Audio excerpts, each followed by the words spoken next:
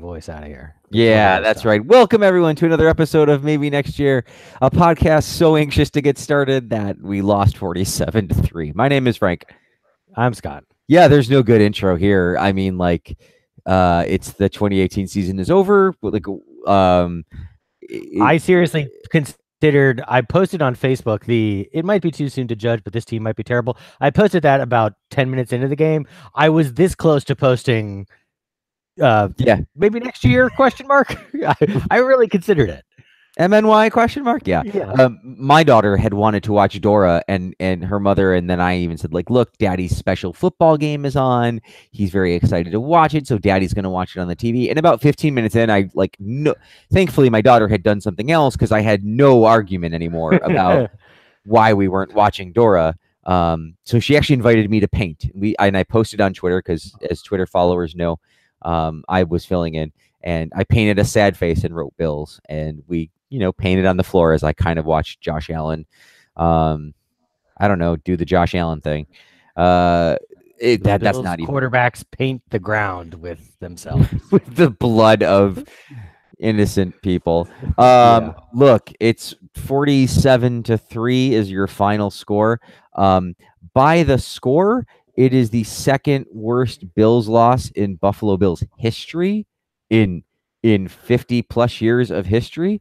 I would like to, and this is my first question for you. I'd like to say that since the biggest differential score was that 56-10 New England blowout on Monday night, where Andrea Kramer absolutely eye-fucked Tom Brady during the interview, that actually this is the worst Bills lost in history as far as I'm concerned, because the Patriots kind of put tons and tons of points on lots of people that year, and even though by the numbers it's a little bit more scoring differential, this Ravens team this year could go 8-8. Right, this Ravens team could finish 7-9, and no one would be that surprised. That'd be a little surprising, but no one in Baltimore is going to be like, I never thought that could happen. The Baltimore team is, I'm not prepared to call them, Super Bowl contenders based on this, but holy shit, did they kick this? They destroyed Buffalo. This is, of course, the first game of the year. You conceivably have extra time to prepare for your opponent. Everybody's fresh. Nobody is newly injured. You started the quarterback you wanted to start, right? You got your defensive play, everything. Allegedly, all your ducks were in a row going into this game. And Scott, why don't you give us your impressions of the Bills Ducks? And just FYI, 7-0 Cincinnati over the Ravens right now. Already, right? 5 minutes in. Yeah. Right, We're off to a good start. No, I think it's kind of tough. Again, it's hard for me to draw too many conclusions about one game. But at the same time, it does seem like there's a lack of leadership on the team. Certainly on offense at this point. It doesn't seem like anyone's really willing to go out there and who is the guy in the huddle who is saying, hey, let's get our act together because we look like a flaming pile of refuse right now. And right. I don't know. Last year, it was Eric Wood. Yeah. With Richie Incognito right next to him. This year, I don't know who that is. It's certainly not Nathan Peterman. As much as I'm sure he's a leader in the QB room of 3 guys, now down to 2. Right. And as much as, no one it's McCoy's the senior guy, but, last year there was talk about him being a little bit of a leader, but he wasn't, putting his head down and charging. That's never been his style, is to run guys over to shake people up. Right. It's, he's a guy who's a really good back, but we've never seen him assert his will on a game kind of in the way that a running back sometimes can, or at least he certainly didn't do it on Sunday. No. And maybe that's just where we are right now with this team, that he's just kind of looking around and saying, I don't know what we got here, guys. Yeah. but that's a big problem. I mean, they're just the bleeding was coming from everywhere on Sunday, and no one knew where to stop it on Yeah, offense. McCoy is like he is like Hawkeye on the Avengers, right? Like Yeah, he is really good when the team's humming along. He's a great team player. I don't have any problems with LaShawn McCoy or Hawkeye, but there was no Captain America. And so yeah, when Thanos has got everybody's ass beat, okay, like Cap is the guy who at least grabs the gauntlet and pushes it back a little, and Thanos has to go, really? Like, okay. yeah. And there was nobody on the field that did that. And that's just probably not McCoy, right? McCoy's like, well, they've only given me the ball like 7 times, to be honest. Yep. And that went literally nowhere, and we're down 1,000 already. So I Good night, guess I'm not everybody. playing today, right? And so he was removed from the game plan within really like by the time Yeah, the no, I mean, second quarter started, he wasn't even a factor. So yeah, we were down um, 26-0 at halftime. That's not, right. and we hadn't had it gotten a first down. I mean, so Which you wouldn't have known if you had just watched the Bills offense, which casually dumped off the ball going into halftime to just, just go back and regroup as we opposed go. to, I don't know, the game is over. Let's just throw into the end zone and see if we can. We got this. Right. Yeah. Right where we want them. Yeah. So the offense, what can you say? I mean, it's a train wreck. It was no first downs. It was impossible to watch. It was, Peterman was terrible. The run game was terrible. The line was terrible. The receivers were terrible.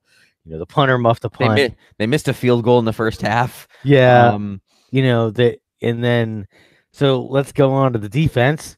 The defense, they stopped them a couple of times. The Ravens didn't score on every drive. Right. As I was telling the guys in the office on Monday, and there's actually a couple of Bills fans hanging around the office, and it was like, we were really in that game. If we scored 6 more touchdowns, or if we had stopped them from scoring as many touchdowns as they did, Right. it would have been right there. So, it's just, again, the defense, I'm concerned. So offense, I can say there's no talent. So that's problem one.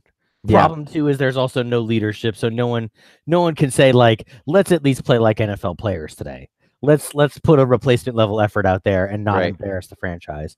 On the defense, there is more talent, but there's less of an explanation for me for that. Yeah. What happened to the defense on Sunday? Yeah. I mean, the weird thing is, I think you can single out one or two players and say, like, they kind of played well. Like, Tremaine Edwards Edmonds had a kind of good day for a rookie linebacker who was thrown into the starting role and played every snap, like the youngest guy to play every snap or that many snaps in a game in the NFL, and had a turnover, had some good tackles. But then you look at, like, what I thought about before the game started? I said, we went the whole preseason and didn't say the name Star Lotulelei.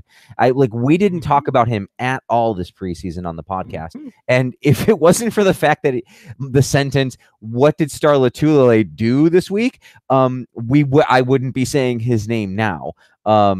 He's a black hole, not in the sense that he draws people to him. It's just that, like, you can't see him. Right. Much like a black hole, it's theorized that it's a wormhole to the other side of the universe, which seemed to be how the football traveled when the Ravens had it. They literally went into the black hole and popped out in the end zone, and routinely scored 7 points.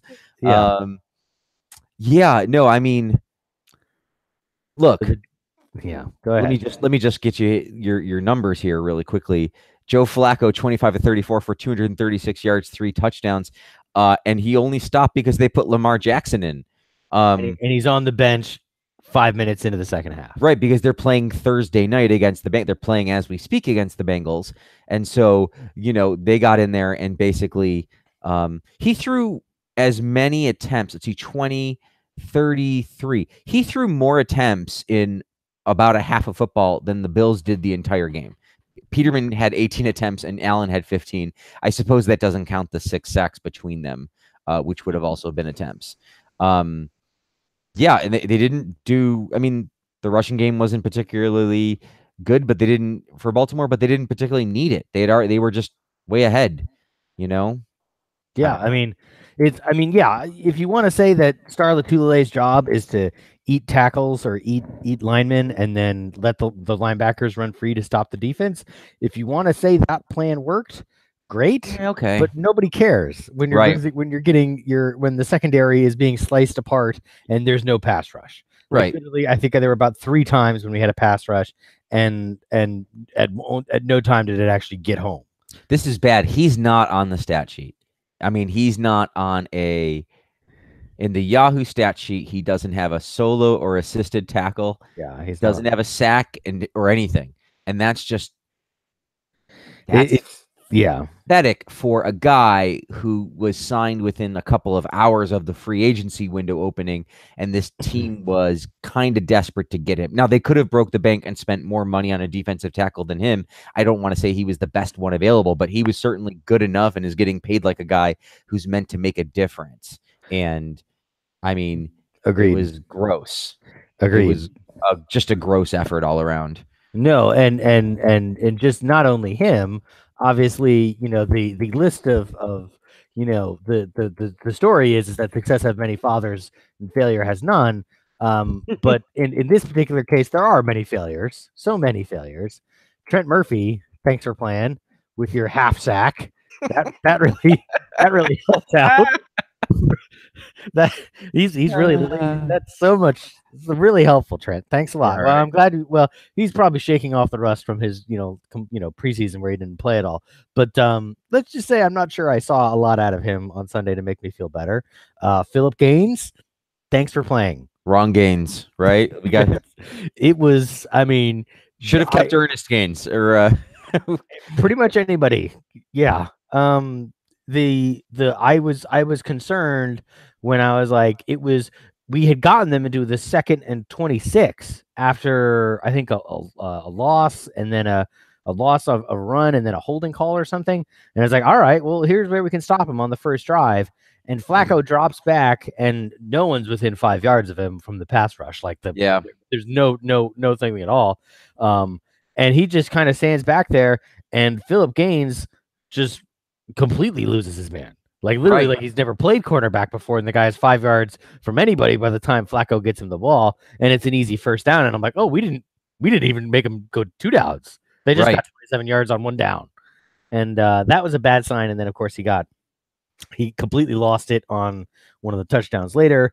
So if Philip Gaines is in there and he's terrible, Vontae Davis, again, already torched in the preseason. Did I'm not sure. Did he even play? No, Vontae Davis was inactive. Inactive on Sunday. Right. So yeah, think about that. Right, like inactive. I mean, it's one thing if you're Chris Ivory and like it's not even one thing. It's also terrible that Chris Ivory, like what we spent on him is like the 3rd running back on the team. But like Vontae Davis can't even get on the field. Yes, and this team gave up 47 points. It's again, McDermott, this is his like calling card. Like he's the defensive guy. Yeah. Like, this is supposed to be the specialty. If you want to say like Daboll's figuring out a new offense and they've been investing on defense because they knew, Allen was going to be the savior at some point, and this year was just this is the eat the dead money year, and we have to stay competitive just by playing defense and winning games 7-3, in a version of what we did last year. 47-3. They almost got it. Yeah. They got the 7 and the 3 right. Again, it's just the 40 points that was the problem. Right. Otherwise it would have been right there. So, again, like it is one game. You don't want to overreact too much, but at the same time, like all the trend lines are in the wrong direction. Yeah. Right now with this team.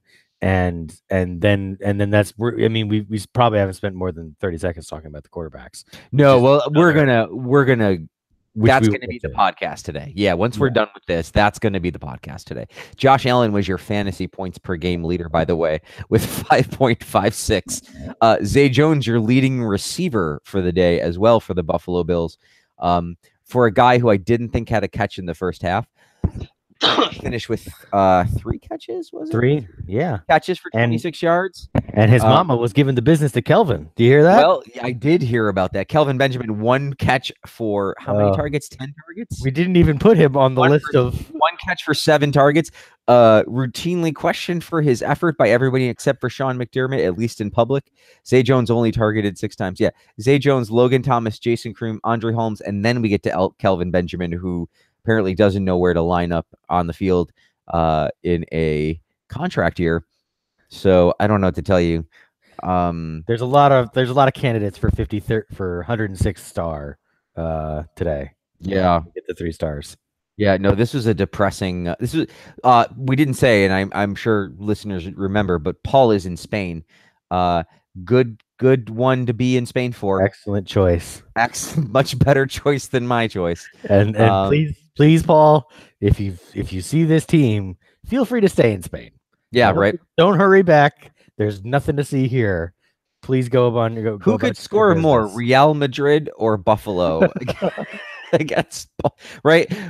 Real Madrid versus the Baltimore best soccer team. I mean, could they score? I mean, they would probably score 3 goals, right? Yeah, they're definitely going to score 3. Yeah, but could they score? They couldn't score 48 though. They couldn't score. They couldn't probably not. I mean, at some point, the Baltimore soccer team just kind of lines up guys in front of the net and just tries to just kind of play pinball, right? For a little while. We also the answer, I don't know this answer right now because Paul has not sent us audio from Spain. He has been invited to send us audio from Spain, which at this point would be featured at the end of the podcast if we have it. But as of this recording, he's not sent it. I've told him, he's 6 hours ahead, so he'll be awake while I am asleep. And if he gets it to me in the morning, I'll include it. If not, then Paul will have to just not have thoughts. 14-0 Bengals. 14, right? Well, there you go. I mean, let's be honest. The Bills are really we're a laughing stock. I mean, that's where we are. I mean, it was funny because there was a lot of I don't know if we'll be the worst team in the league, and it's not really fair that Football Outsiders has said this about us, and they did nothing to diminish any of that. If anything else, they've been a national story this week based on how badly they were beat, and then of course how they handled the quarterback. So let's do this. Scott, can you give us your best attempt at 3 stars, and we will then we will get into our quarterback discussion. Yeah, we'll do a quick version of 3 stars here. No Bills made the list. Needless to say. Again, plenty of opportunities. If you wanted to give a Bills honorable mention, you wouldn't give anyone on the Bills honorable mention because honorable mention is not what they would deserve. But the closest guy to getting honorable mention, I'm going to give that to Marcus Murphy, who appeared to care about what was going on in the field on Sunday. Okay. And did not massively fuck up. So he gets he gets close. 6 carries for 31 yards on a long of 9 and some kickoff returns. If I recall. Yes. Yeah. Let me try to get those for you too. Marcus Murphy, 5 returns for 165 yards, 1 punt return for 9 yards. Yeah, that's fine. Okay, so moving on to people who deserve stars. I'm going to give your 3rd star. You look at the Ravens, and they didn't really have to do much because half their starters were on the bench by the second half. But so anyway, I will give your 3rd. Oh, you there? Hey, Scott. Oh no, there you are. Okay, yeah, your 3rd star. Okay. The 3rd star is going to be I just had it. It was, what's his name? I know his name. His name is I'm just going to give it to Michael Crabtree. I don't really care. One of the Baltimore receivers, all of whom had no problem separating from any of all of the John Brown, Willie Snead. None of them seemed to have much trouble separating from the Bills cornerbacks at all on Sunday. So they, and they were, as often essential in scoring 3 touchdowns. I'll give it to Crabtree just because, again, who cares? Get a touchdown, 38 yards. Sounds good. Yeah, that's fine. And then your 2nd star, Joe Flacco. 25 of 34, 236 yards, 3 TDs. Did get sacked that one time. So there's that. Mhm. We got to him that one time. Didn't get the ball out fast enough, I guess. And then, but QBR 85.3. Nice day at the office for Joe. Not looking as good tonight against Cincy. Not looking No. as good. Well, we all And can't be Ryan Fitzpatrick, which I'm sure we'll cover. we'll get to that in our in other former Bills quarterback news. Right. Yeah. Or future Bills potential would have, should have, could have been Bills quarterbacks when we get to Right. Sam Darnold. Motherfucker. Um, Tavon Young gets the first star for the Baltimore defense, 2 sacks, a part of his 3 tackles. Also had a pass breakup. Again, the Ravens defense, again getting torched by Cincy tonight, but already, no trouble at all with the Bills offense. Didn't even really need to break a sweat. Pretty much everything was working. I think that was one of the quotes from the Baltimore players. I forget who, but it was basically like, yeah, it's great when everything's working. Everything that you're doing is going according to plan. It's not what you want to hear when you're in the other team. So, yeah, good times. Those are your 3 stars. One for each Bills point of the day. Nathan Peterman has started has started 3 football games in his NFL career. The first NFL football game he started, he gave up 5 interceptions in the first half, a historic NFL terrible game before. Let's say you say gave up like it was something that happened to him. He threw 5 interceptions. Yes, I'm sorry. He was a bad quarterback and threw 5 interceptions, even if we say some of them were tipped and whatnot. And was truly the first time in less than a year, Nathan Peterman has made national headlines for all the wrong reasons twice. And for many, it would have been enough that was Nathan Peterman's one chance and give up on him. They had to start him a few weeks later against Indianapolis in the Snow Bowl game, which to me is a throwout game when it comes to stats and performance in a way, because it was so ridiculous weather-wise that you can't really do it any sort of justice. For what it's worth, he didn't look nearly as awful, but he was concussed and left the game. He made a brief appearance in a playoff game that was amazingly over, despite being only 1 score. They couldn't get the damn ball in the end zone. Their by the way, who has Buffalo's last touchdown? Do you know this? Last passing touchdown or Who has last Buffalo's last touchdown period? Kyle Williams? Yeah, Kyle Williams. Defensive tackle Kyle Williams has the Bills' last touchdown. And then, despite all odds, Nathan Peterman sticks around. He, if we're being fair, had a nice preseason. Reportedly had a very nice camp. AJ McCarron gets injured.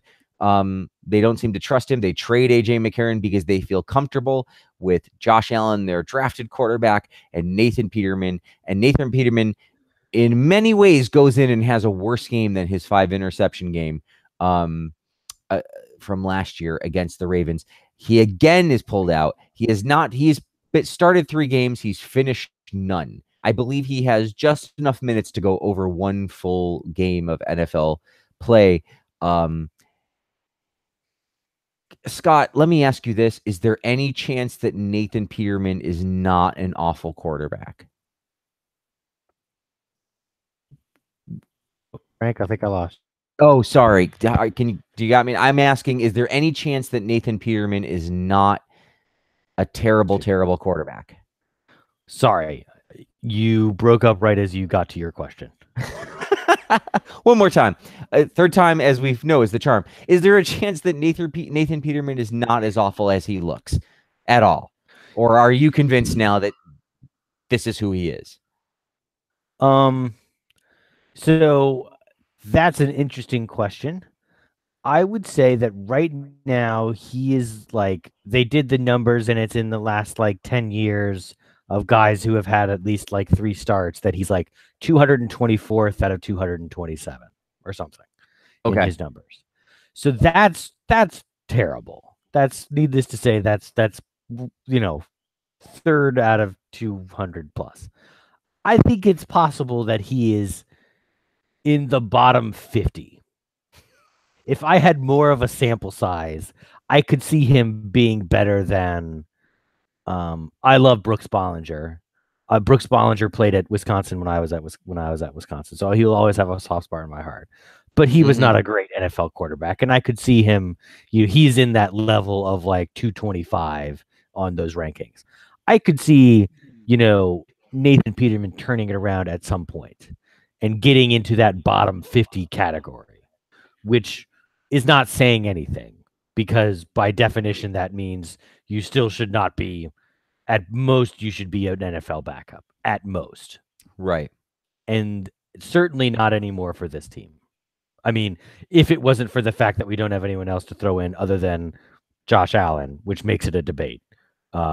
If this was a team that had anything going for it, you would be looking to he would be the backup, and you would be looking to probably trade him to somewhere else just so he could get a fresh start. Because like if the Bills put him in the game on Sunday against the Chargers, the fans would riot. There would be rioting in the stands. Like people would be throwing things. I'm pretty sure that's what the reaction would be. Right? Well, Buffalo is no stranger to throwing things, and I would fully believe that there might be riot and the chaos. There would be some loud booing from the home crowd when you're At the home opener, right? Yeah. And that's not a good look for anybody. No. And in that sense, I kind of get the idea of maybe putting Allen in if for that alone. So that is my stance on Peterman. What do you think? Do you think he is? I think he's bad, and I think that you're right that maybe under different circumstances he might have been able to do something less awful. I think if AJ McCarron had stuck around instead of him, I don't think this game gets out of hand that way. I think AJ McCarron is proven enough that like he would have been that leader even if he's not good. Yeah.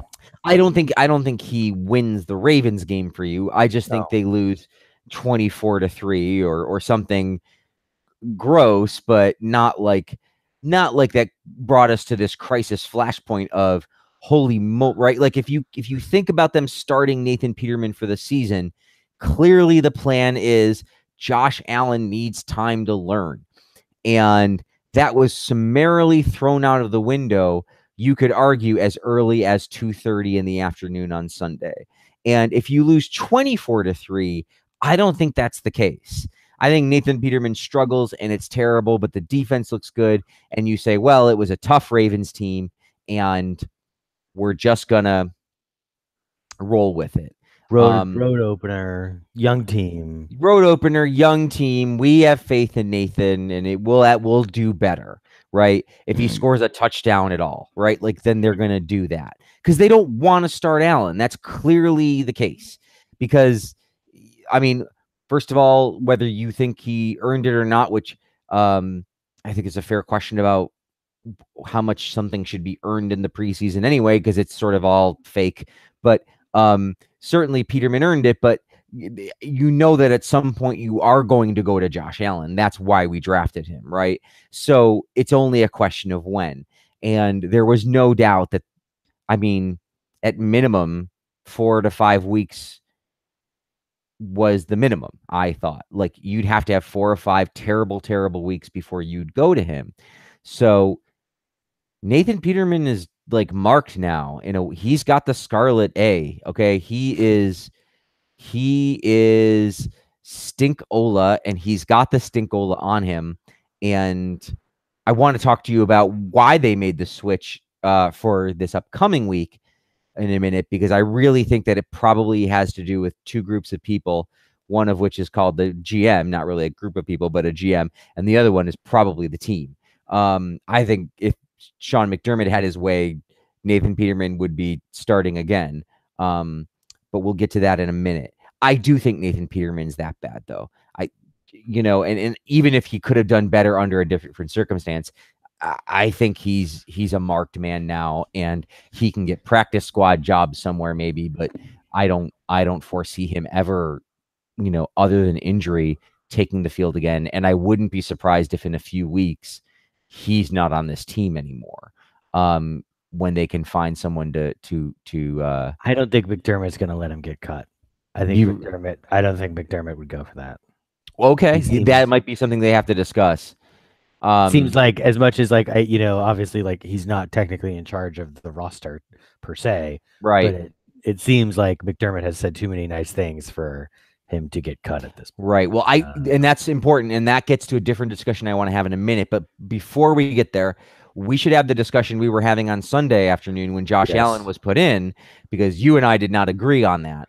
And I feel Yes. like you are the visiting team on this, so you should be able to state your case or defer to me first, however you want it to go. And there's no Paul here to like give us some bullshit middle ground. Like you and I are going to argue Exactly. about this, and it could make for entertaining podcasting. Or it could just be terrible. Let's It could figure just it out. right, yeah. But you may go first or pass to me as you see fit. I, I'll seize the day. Okay. Let's see.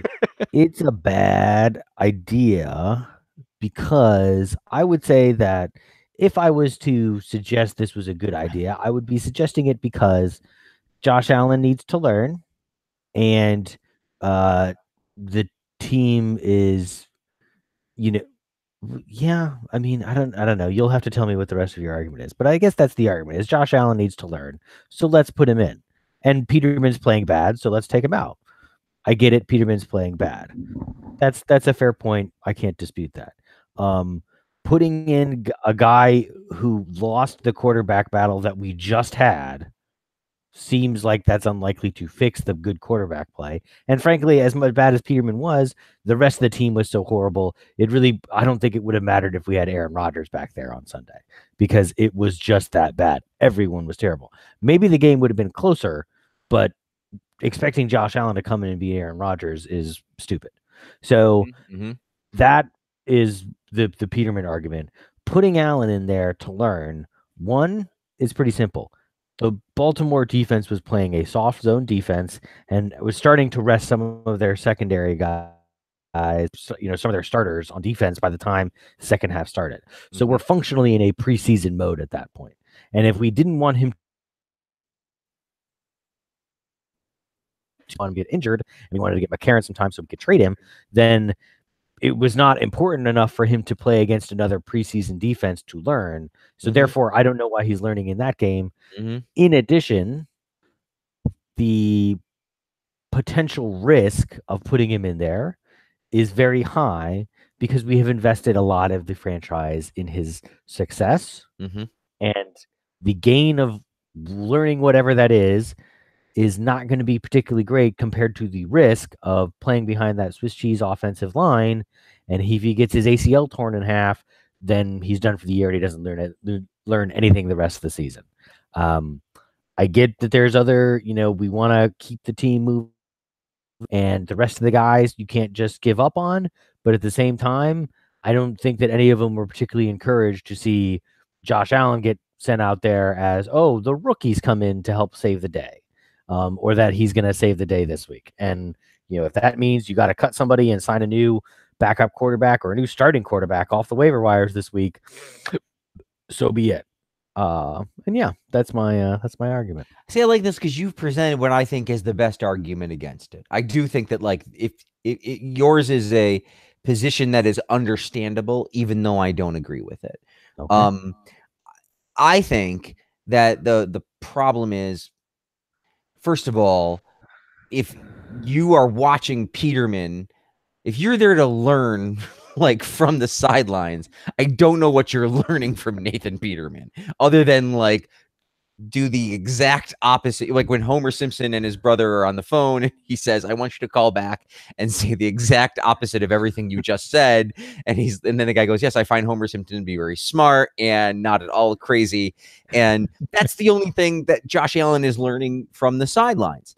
I think you're also in a position where by the time you let go of AJ McCarron, you've acknowledged that you feel like Allen is going to come into these types of games, either if you're amazingly somehow way ahead or amazingly behind. Same as Lamar Jackson, right? Except the opposite end of the spectrum. In that this is the time that routinely you bring guys in, and if you have any thought at all of keeping Peterman ready for next week, then you know what part of the job of being the backup quarterback is. You got to go in on mop up duty, and like you say, it's going to be a soft zone, and so maybe there is just repetition to be done, particularly with some of the first team wide receivers. So I think there is merit to it. And also, if you're going to give him the backup job, he has to do the backup job. We can have a separate discussion on whether he should have the backup job, given your concern about his value to the organization. The second thing is he was going to go in sometime this year. And if, I think it was kind of a pipe dream if the Bills thought that they were going to make it through the season with Nathan Peterman. All the way through. I never believed that. I believed that Nathan Peterman could be better than he was. I just never believed that he was going to be, good enough to go the whole year. And so if we're talking about the differences, okay, Josh Allen was supposed to go in when they were mathematically eliminated from the playoffs, and it was time to quote unquote get on with the future then. Well, you know what? He's got just as much risk per game in those meaningless games as he would in all of these meaningless games for the whole year. And if, the idea was he wasn't going to play till next year, well, I mean, I understand that there's a difference between games in a season where you think you're going to do well or trying to have your team, and games where you don't expect to do well.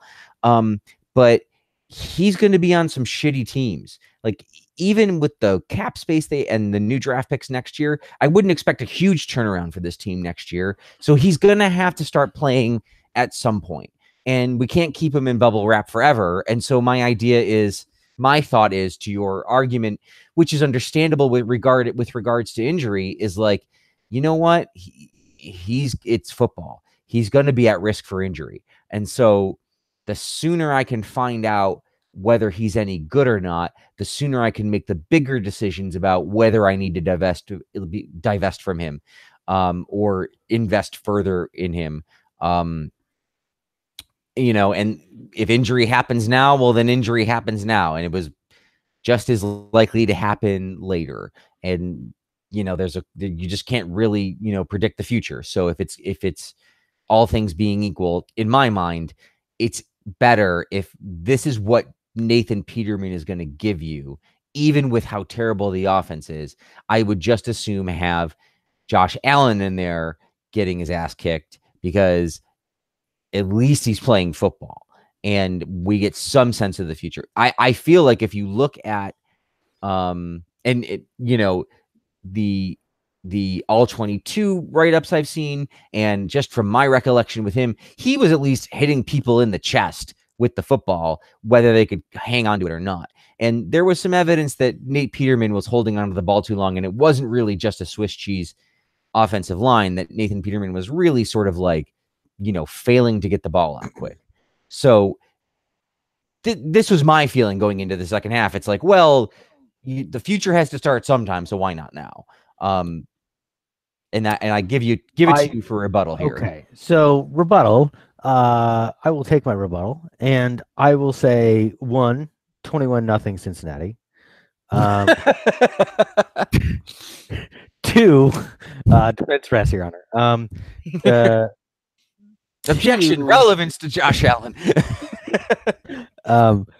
2, on the backup thing. Yes, they clearly should have had a better backup plan for this than trading away McCarron for a useless 5th-round pick. And admittedly, we were all on board with that at the time. So clearly, none of us are that smart either. But at the same time, I think the theory with putting the backup in is not because the backup needs to get reps. It's because the backup is less valuable than the starter. The starter usually is playing better or is better, and therefore you do not want to risk them getting injured. In this particular case, however, it was fairly clear that our actual backup is the more valuable player under pretty much any definition, including potentially being a better quarterback right now. So that I get the normal dichotomy of a backup, but I think in this particular case it does not apply. So beyond that, in terms of, well, he needs to start learning sometime. Again, I think that's the fairest argument that you could make. At the same point, I don't know. You raise an interesting kind of sound. Sorry, if I can just go on a bit of a tangent real quickly. Sure, sure. I'm not sure that there is an amount of suck that Josh Allen would do this year that would get us to not give him a shot at it next year. Okay. Yes, I agree. So in that sense, it doesn't matter when you put him in or not next year. Whether you put him in or not this year, we're not going to draft a quarterback or buy a new free agent in the offseason anyway. So we're locked into 2 years regardless. Okay. So on some level, it's just a question of whether or not he gets enough sense of how the game is played this year to either, if he plays gangbusters and he gets you to the playoffs, great. We're all fucking idiots, and I'm first in line. But if not, then at least he's learning enough so that he can go into the offseason and say, holy crap, I got to get better real fast. And I got to do this, this, and this. And then next season he comes in and he's locked in, and he's that's your big leap, the leap from year 1 to year 2, kind of. So I buy that. But therefore I don't feel like there's any need to get him in there now and again risk all those problems. I think the best argument that you would also have, frankly, is the one that you kind of referenced obliquely earlier when we were just talking about the game was that you're gonna lose the team if you keep putting Peterman out there. That literally, the leadership that we're looking for is not going to happen because everyone's going to be just assuming that the team is essentially tanking the next couple weeks to avoid putting Allen at risk, and therefore tanking the season to avoid tanking the franchise kind of long term and beating McDermott personally. So yeah, so I think still that's think a that more there's valid argument. Sure. I still think that if he plays healthy, which I mean, you can worry about being him injured, but you can also hope that he'll be healthy. I mean, and it's not particularly rose colored or to suggest that he might make the whole year without sustaining a big injury. And by November of next year, he's played 20 games instead of 8 games. I mean, you've got a much fuller picture going into the end of next year about like, okay, this guy is not going to cut it, or this guy's got it, and we really need to get more pieces. Like, are they going to cut bait after 2 years? Maybe. I don't know. That depends on what some of the other questions, but the sooner we could have known, about it's just, I don't know. It's I will like, also say just briefly on the learning thing, when he's learning, yeah, he might be learning a little bit from how our quarterback's playing. He's mostly taking the mental reps and he's going through the preparation of the game plan and seeing the film as it's playing out and seeing how the defense is reacting, what his mental read would have been down on the sideline, how he would have who he would have thrown to and whether that would have worked. He can see all that happen in real time. It's not so much watching Peterman, and it's just being in an NFL system for a year and understanding the game planning and everything else. That's what he's really learning being on the bench for a year in that kind of safe environment, and then going through the practices every week to kind of understand how we're going to attack the defense and what the throws need to be, and giving Dayball and the QB coach more time to fix some of the mechanical issues. That's what we're really hoping for here in terms of learning. So okay. So I feel like that was a good discussion, and we should Yes. move on to my next question, which is at some point, like immediately after the game, I felt like there's no way they can start him again. And then by like the middle of Monday, I thought, if you're going to have this terrible game and start Peterman again, this is the best time really for it, because you can just say like, this is the deal. This is what we're doing. It was a terrible game. We still have faith in Nathan. We feel like we can do better. Trust the process. Trust the process. Right? You can just trust the process and you can move forward. And the interview on Tuesday, where not yesterday's where he announced it, but Tuesday where he basically didn't commit to Nathan Peterman, or maybe it was Monday afternoon. I knew, right? Like, to me, that said, there are discussions going on at One Bills Drive, because if it was up to McDermott, he knows who he wants to start now. Really, right? By then he's seen the tape and I would like to choke him with the fucking tape if I could swear, because like the fact that he said I need to see the tape before he could just say, yeah, we had a terrible game, everybody played horrible. Nathan had he couldn't even offer up Nathan didn't have a very good game, or Nathan had a bad game. And I need to see the tape to see really the full picture, but clearly nobody played well. Would have been an Productivity acceptable. was not there that we need a little closer, but he couldn't even give you that. Right. It would have just been nice for him to be like, yeah, there was a lot of problems, and I can name a few of them just from having watched the game in person. But he's like so unwilling to move off of those talking points. He is a very closed coach that way, and he has been. And it's interesting too. Just to interject briefly, Please. The derision that the announcement yesterday he had for the temerity of the press to ask, well, why did you make this decision, or why didn't you just make this decision? My conspiracy theory, though. You're jumping into my smoking gun. This is my girl in the polka dot. No, this is good. I'm glad you picked up on it. This is my girl in the polka dot dress. Sorry, I have a little cough here. So I knew on Monday, like, somebody somewhere in that office is pushing for the change, or they can't settle on the idea of how they're going to do this for the whatever. And I couldn't decide. Is it the owners who are saying you can't do this for opening day? Is it Bean? And then he comes out and he says, okay, Josh Allen is starting this week. And if there's one thing that is Sean McDermott's Scott McDermott, my old classmate, Shooters, right? Shooter McGavin, as usual. If Sean McDermott likes to say one thing about why he makes these decisions, Scott, it's this. He gives us the best chance to win on Sunday, right? He gives us the best chance to win the football game. This is a competition between 53 players for 53 spots, and I owe it to all the other players that the person who is playing is one of the best 53, because we are all about trying to win the game on Sunday. And he did not say that in his press conference, Scott. This is what he said. It's best for our football team. This is the best decision for our football team. You may think I'm parsing, but for a guy who says what he says exactly the same way all the time, to be angry, as you pointed out, there was derision in his voice, and B, to change what he said, that this was for the best decision for the football team, makes me believe, and I have no evidence for this, obviously, but it makes me believe he doesn't want to start Josh Allen yet. He doesn't want to do this, and I think he's been made to do it. And I think he's been told in no uncertain terms, probably by Brandon Bean. Jesus, they got so many names that cross over, these losers. Brandon Bean, in no uncertain terms.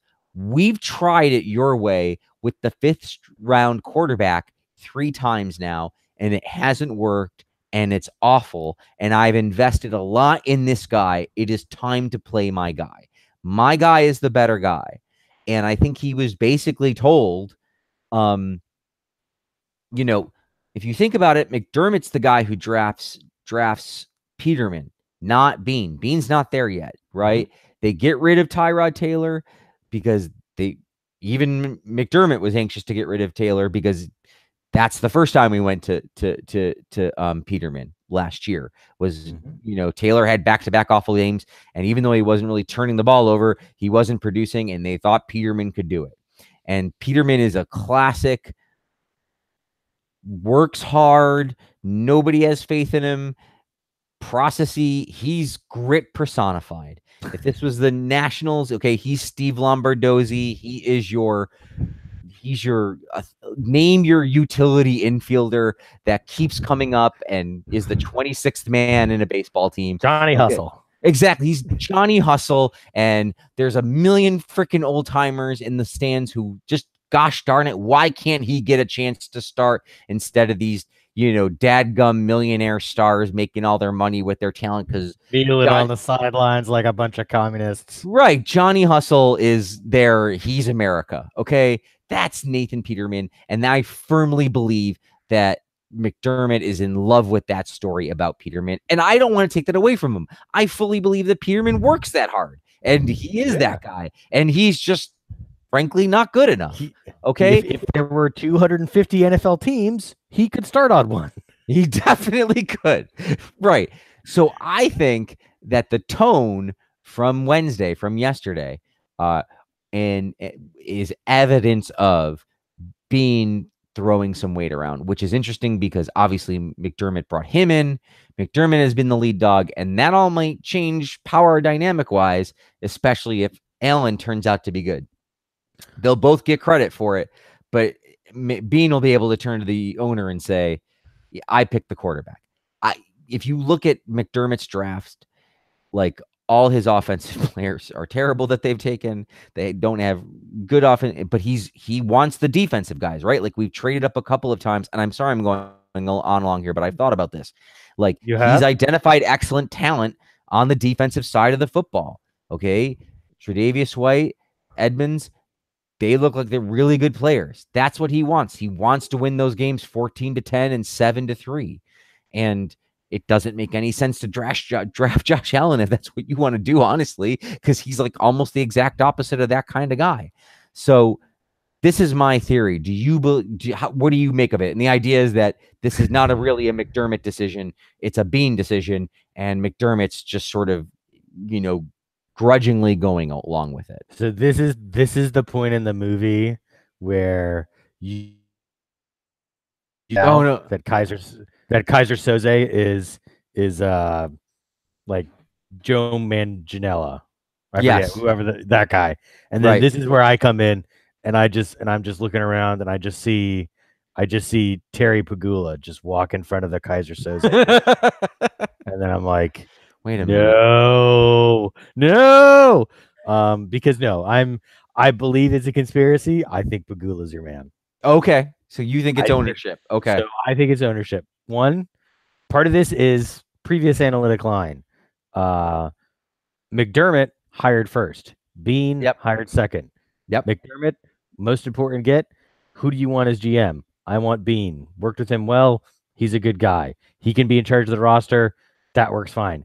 Yes, technically, I'm sure there is and Pagula said they both report to me, if I'm not mistaken, right? It's not like McDermott reports to Bean. That doesn't really make any sense. Yes, right? You're right. They both are sort of there, but there's also like they tried to make clear there's an understanding about the roster versus that Bean's in charge of the roster, and you can have a cooperative relationship like that, but obviously I don't think in my mind there's no doubt as to where the power dynamic is there, and that McDermott was Pagula's choice, and that Bean that McDermott had a significant vote on who Bean ended up being, and that it was Bean himself. So that's one, and then you get to two. So go back to the timeline. Let's go back to Frank's timeline, everybody. Okay. What did we remember from last year? On the Tyrod benching, what happened? Monday. I don't know who's going to start at quarterback this week. We still have to look at the tape. Right. He goes back and he strangles himself with the tape. He goes to the closet. What happens? Tuesday, Tyrod is benched. Peterman put in. And that was the timeline. What happened this year? For me, Monday, I wasn't surprised. I was like, if he's going to bench him, it's going to be Tuesday because that's what happened last year. Tuesday goes by, no benching. Wednesday happens, something different. Something has changed. It is not the pattern that we have expected. In addition, could be spurious, certainly not evidence. Someone was reporting today, I forget who it was.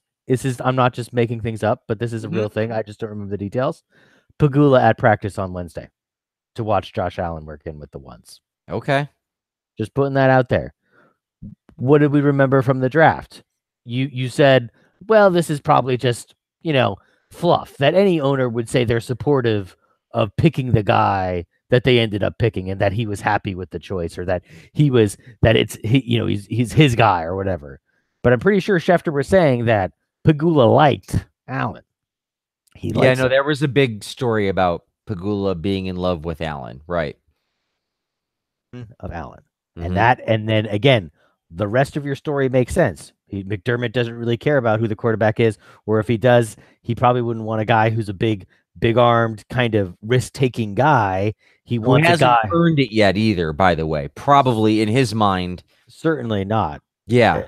and obviously he was fine with the kind of the Peterman plan, thinking that Peterman would be able to kind of pull his head out of his ass and get into a position where it's not, he's not a walking black hole. Not to go back to that, but so that is my theory, is that, and the buck stops with Terry, and it's his right to do it, and he might be Yes. right. Yeah, I don't want to throw him under the bus for that alone. It is one of those things where if you're not a football person making football decisions, then I'm just gonna say, in general, your success rate probably goes down. It's just one of those things.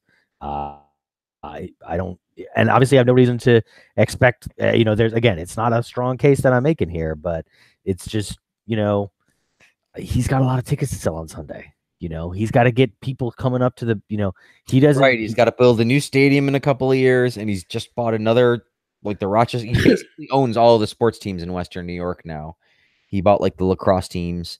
Sure, and again, whatever. It's not. I don't want to bag on Terry Pagula too much, but this smells like, I agree with you. It smells like it didn't come from McDermott, and for all the reasons you put out, I don't think Bean's the guy. I think Bean's the facade. Bean's the face. He's not the shaker.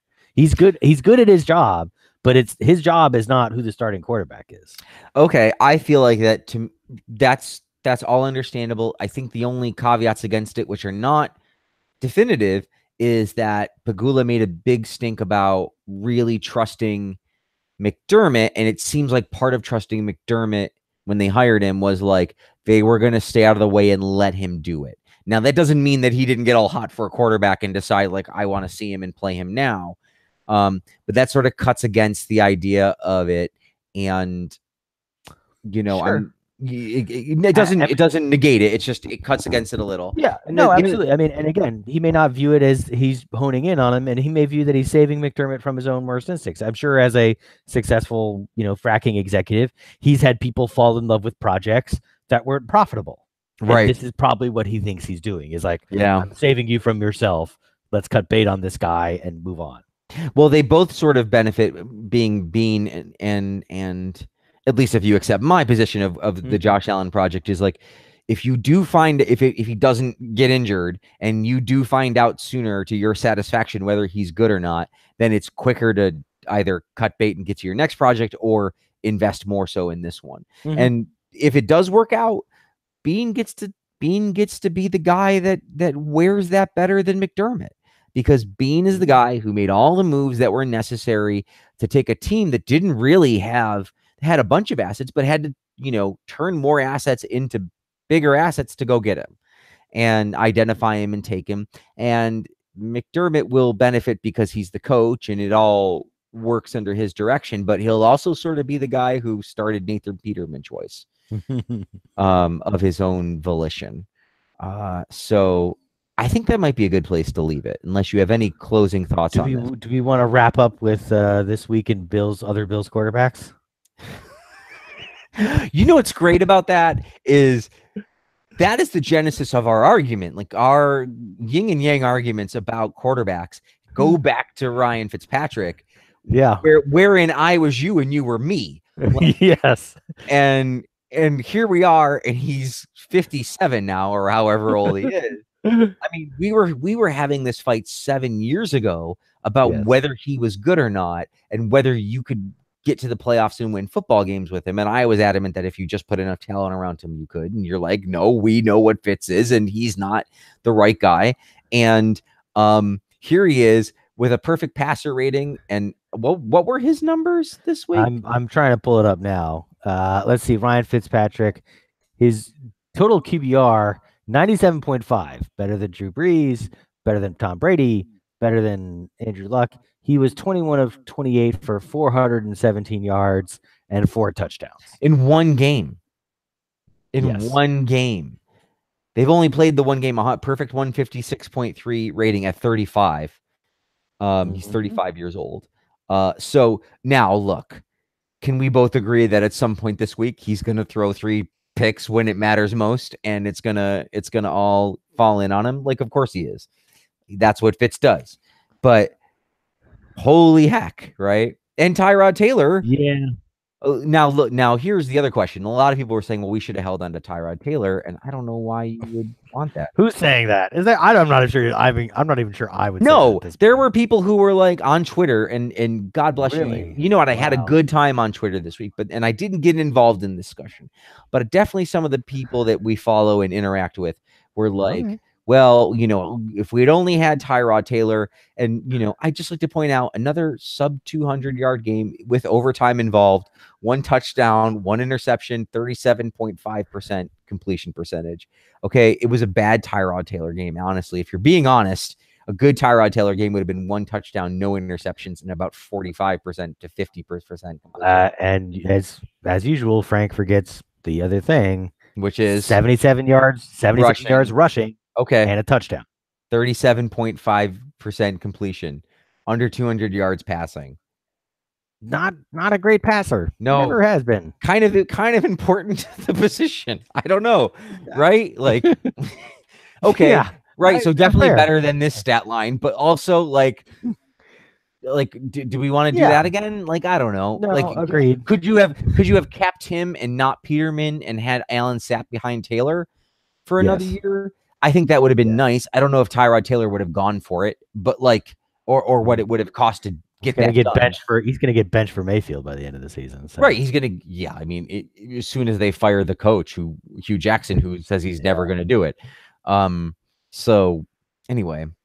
No, and then of course the other thing is in this week in potentially should have been forever haunting us Bills quarterbacks Sam Darnold, who I watched a little of that Monday night game. I thought you were going to go with the other guy, but tell me about what did Sam Darnold do? Because I want to tell you about what Pat Mahomes did. Another forever haunting. Potentially. So Darnold, he threw a touchdown return for an interception on his first pass, which obviously not off to a great stop. But after that, he was 16-20 for 198 yards and 2 touchdowns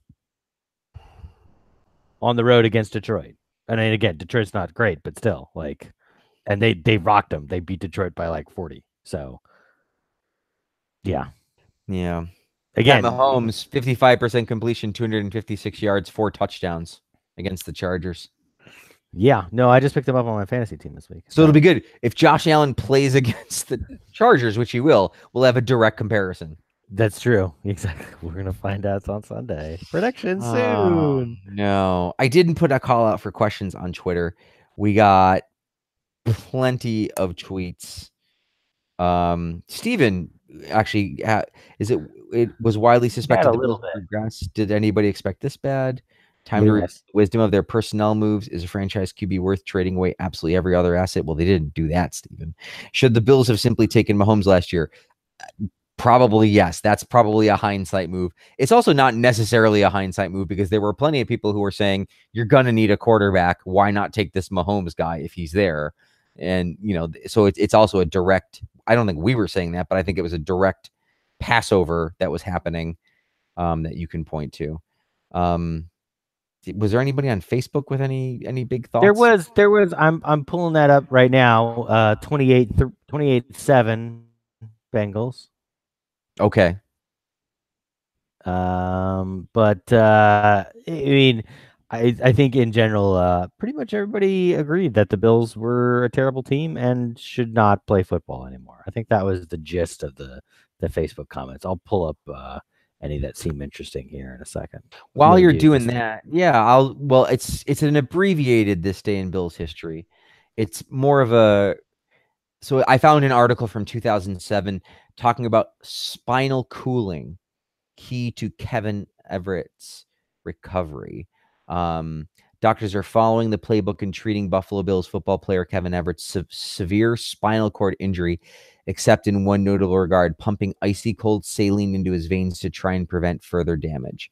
Although the treatment is experimental, it is more science than science fiction and also is being tried on stroke and brain injury patients. As we know, Kevin Everett is walking today based almost entirely on the work that was done by Andrew Cappuccino, the doctor at the time, the orthopedic surgeon for the Bills at the time, and both directly after the injury and this stuff right here. So he's a guy who I am sure he's still very injured and it is not the same as it was. But he walked. He is walking, last I saw, um, based on what is essentially life-saving medicine.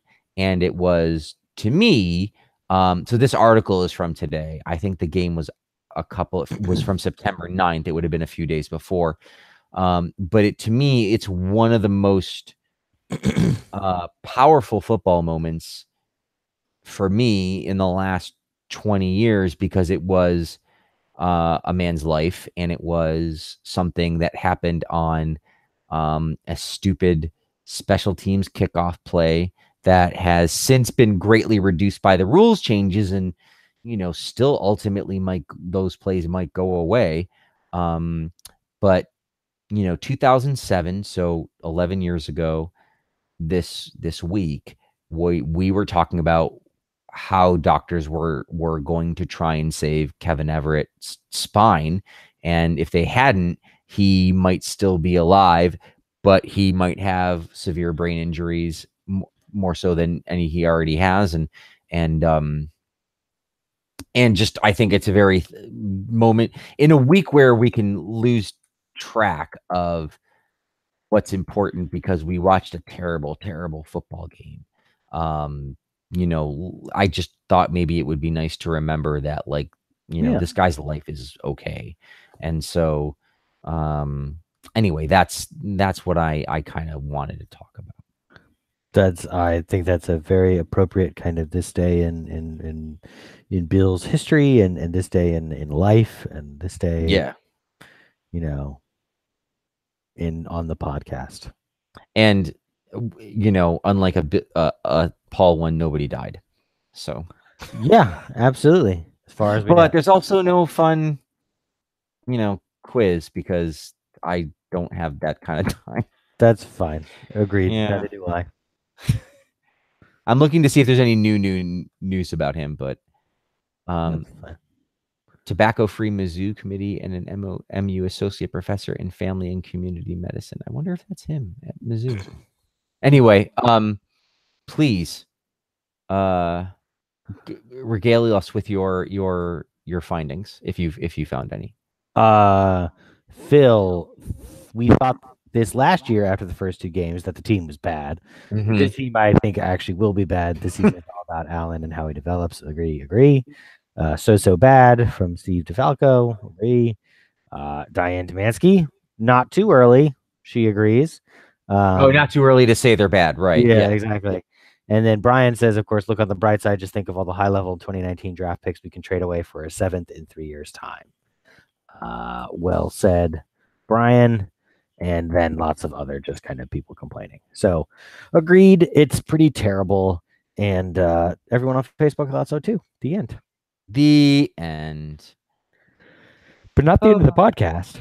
No, it's not. We have to talk about another football game. Will the Bills avoid embarrassment at home against the Chargers, by Jared Hockman here on oddsharks.com. The over has hit in 13 of the Bills' last 16 games. I'm trying to find what the actual numbers are. They probably haven't invented numbers big enough to talk about.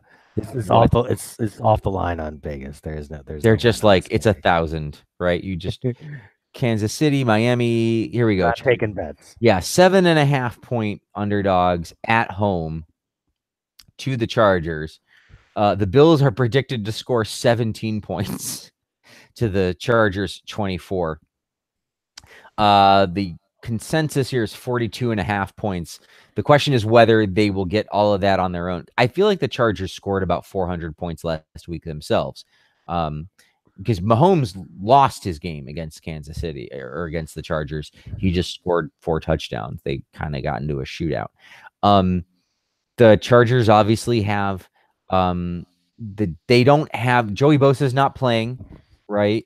And their defense gave up a lot of points last week. They gave up 28 points to the to 38. Sorry, the Chargers lost last week to the Chiefs. That was it. 38-28 Chiefs.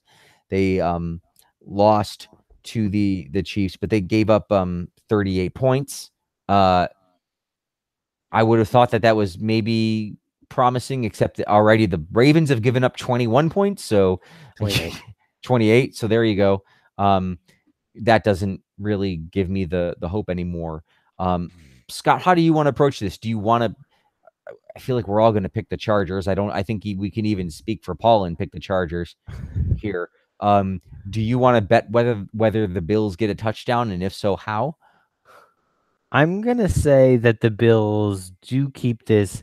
This is not gonna be as bad as Sunday's game, Okay, and I 40, don't, 4-3. I don't, I don't think they're gonna cover 7 though. I don't think that's reasonable. Let's not get nuts here. Um, I will say that the Bills do kind of hang around a bit in this game, but that the Chargers do kind of just pull away. So I'm gonna put it at 31 to 31-13. Okay. I think Allen probably does get a touchdown just because, maybe the Chargers, take the foot off the gas a little too early maybe, or again, everything went wrong last week. The team, they are still NFL players. I don't think that they're just, again, they could be Owens, like, teams are not going to, even bad 0-16 Browns teams had games they were in, games that were close that they could have won to get to 2-14 or whatever. And this team could be as bad as some of those bad 0-16 Browns teams. My win total is down to 2. That's what I'm hoping for at this point. Yeah, and you guys were at 5, and I said 4. I think I'll stick with 4, even though it was this bad, because I'm with you on the sense that not every game is going to be this bad. You're right. These players have pride. They will figure something out. They will run into teams that have bad weeks. I don't think it'll be this week. Although, the Chargers are going east. They're playing at 1:00. Yeah, it's the West Coast, East Coast. Joey Bosa. This is a shot. They definitely have a shot if Allen have a shot at covering, I think. Yeah. If Allen plays well, they could win. I don't think that's impossible. I just don't think that he didn't look particularly great on Sunday, and San Diego's not that much worse. So no, I'm with you. I think San Diego is another team that no one would be too shocked if they went 8-8. And I think that bodes poorly for Buffalo because they don't look good. I think they'll have some stuff sorted out, and I think that it will be a question of whether they let Allen throw the football or not. I'm sure they'll make mistakes. I think it'll be bad. Now, if you were listening to me last week, I obviously didn't pick 47-3, but I was someone who did say I think this could get out of hand because if the offense can't do anything, the defense is going to give up points. I didn't think it would be quite like this, but I definitely picked a 2-score loss.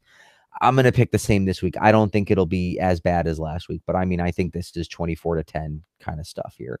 I don't really know where the points are going to come from unless, like you say, Allen has a very good game. Now, one of the things you can do with Allen is you can come out and throw the ball deep straight away and try and catch people off guard and push cornerbacks back and maybe make room for LaShawn McCoy. And him being mobile will help the pass game because the defensive line is not going to be able to just pin their ears back and go find Peterman 3 yards back because he can't get away. So that will give them a little more options, and that'll slow down the pass rush, and that'll help the line out, and then that'll also help the run game out a little bit because they'll have to be worried about Allen taking off. So I think the other thing is if this team gives up back-to-back 30-plus point losses, McDermott's going to have to eat his camo hat because he is, like we've said earlier, this is his pride and joy. This is why he's here for football. As regressive as it is to be a defensive head coach anymore, this is what he does and this is what he wants. And I'm guessing that like back-to-back weeks to open the season, including a home opener, is not going to cut it. And there'll be serious heads to roll. And there's probably already been, through the locker room, the defense is going to have to play better. And we've already started cutting guys. We got a new guard in there. We signed a new defensive end. So yeah. So we're already making some changes around the edges here. But if this team's going to go to hell in a handbasket, then there could be even more coming. We should wrap up. We are still okay. So the good news is you're getting the podcast in the feed because I found a way to make Anchor work with the desktop and I can upload audio. So over yesterday, I uploaded the episodes that were quote unquote missing from the feed. Our lost episodes that were only on YouTube for a little while, and then I will do that. So we will still be on Anchor. We will not be using the Anchor app for the foreseeable future. So you can go on there and you can still send messages and do the stuff that you can do on there. I appreciate the listens. We were getting hundreds of listens, Scott. The metrics there were pretty cool. We were getting hundreds of plays. So I'm per episode. And so I'm very impressed and excited to know that we have an audience. And I'm more glad that I don't have to switch everything around on everyone and make everyone go somewhere new. So huzzah, you are all off the hook from having to do anything. You can still find us at bbillsmny on Twitter and facebook.com/bbillsmny, anchor.fm/bbillsmny. You can Google us, Buffalo Bills, maybe next year when Paul Actually, gets actually // excuse me, right. Slash. I guess it's just slash, right? Because it's the Yeah, default. it's just /. Which of course is a negative connotation on the word back, and that's not really fair. But when Paul gets back, we'll do our Google test to see where we reside on the pages of the interwebs. But for now, we'll leave it. And anywhere else? Oh, bbillsmny@gmail.com. Feel free to send us an email. We do check it from time to time. We would love to hear from you. We would love your thoughts, especially if this is going to be a bad season. We're going to need something. We can't do it all ourselves. I'd rather not, but if you want to read them, you're welcome to. Fair enough. All right. We hopefully now will be sending you over to Paul, who sent us a message from Spain. Wouldn't hold your breath, though. He seems to be having a nice time based on the pictures we've seen.